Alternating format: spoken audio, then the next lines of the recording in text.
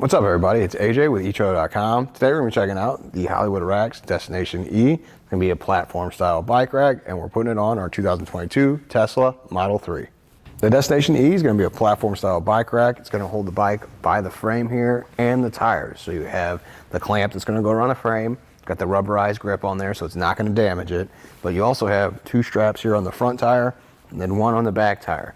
Since it's focused for e-bikes, it's going to be 70 pounds per bike. So that gives you a bunch of room to put one of those e-bikes on there, maybe two on there. Just make sure you remove the batteries when you are putting them on the rack. Now you can tilt the bike away from the vehicle while it's loaded up. That's not as important on our Tesla today. You can still open up the trunk just fine. It doesn't get in the way. But I wanted to show you, he's going to loosen the hand knob down here, push it forward. That's going to release it, and we'll push it on the bar to push it away from the vehicle. Also have a ramp included with it. I do like this ramp. It is heavy duty. It feels like it. I don't have to worry about it wobbling around when you attach it to the bike rack like some of the other e-bike ramps. So you can loosen the hand knob. That way you get it the right height you need it. It looks like we're going to be good right about there. I'll tighten down that hand knob at the bottom. You see it attaches right here at this point. We have the oval. It'll go over there. That'll keep it in place. So even if I move it back and forth, it's not going to fall right off on us, which is good. I don't want something that's going to just fall off when I go to use it. So with it in place, we can start moving the bike. All the straps are going to function the same. You have a gray tab you just push on, loosen it, pull it out with the other hand. And there we have two on the front.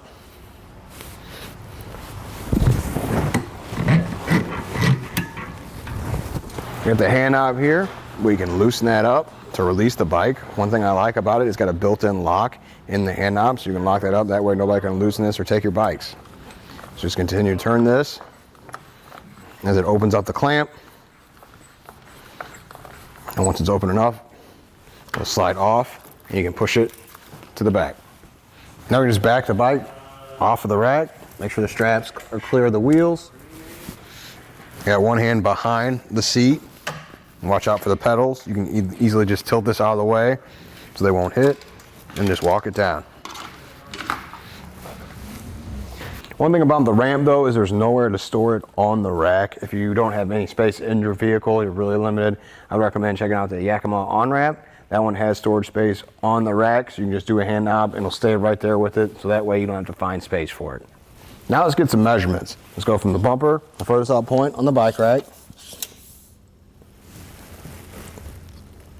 It's about 34.5 inches, sticks out. Now let's see how close it gets to the back of the Tesla. So I'm going to be right about 9 to 10 inches. So there's plenty of space back there. Now that's going to change depending on what hitch you have. We have a stealth hitch on there, so it's going to stick out just a little bit more. So that's why we got all this space back here.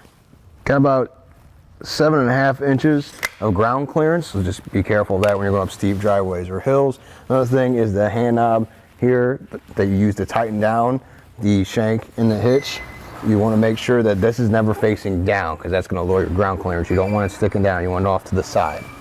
Now to take up some of that space sticking out of the back of your vehicle, we can fold these arms down and fold the rack up towards the Tesla. So we're going to undo these rubber straps. That's what hold these knobs in place. Lever. So when I do the lever there on both sides, now I can take this, fold it down, push the levers back into place, and replace that rubber strap.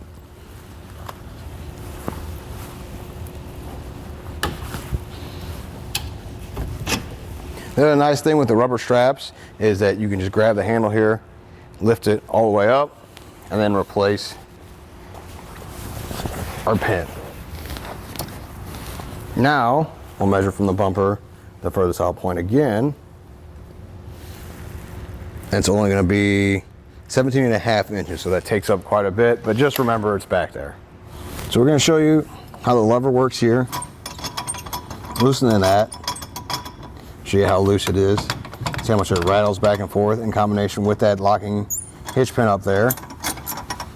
I can tighten this back up. It's going to pull all that shake and play out of the bike rack and hitch. And remember, this is what I was talking about. You don't want it to end up down here like this. You want it off to the side, so that might be too much. I'll just Back it off there. We'll see. Now I'm shaking back and forth. There's no movement whatsoever in the shank. Looking more here at the hitch, it's got a stopper. That's really helpful when you're lifting up and sliding in place. You don't have to worry about going too far in there and missing or not aligning the hole properly. So it's going to hit this. Then all you have to do is put your pin in, and then you got the lock on this side so you can lock it up. Now there's going to be key to light to the hand knob as well, so one key can lock them both up. Here on our test course, we'll start by going through the solemn. This is going to show us the side-to-side action, which simulates turning corners and evasive maneuvers. Then we get to the alternating speed bumps.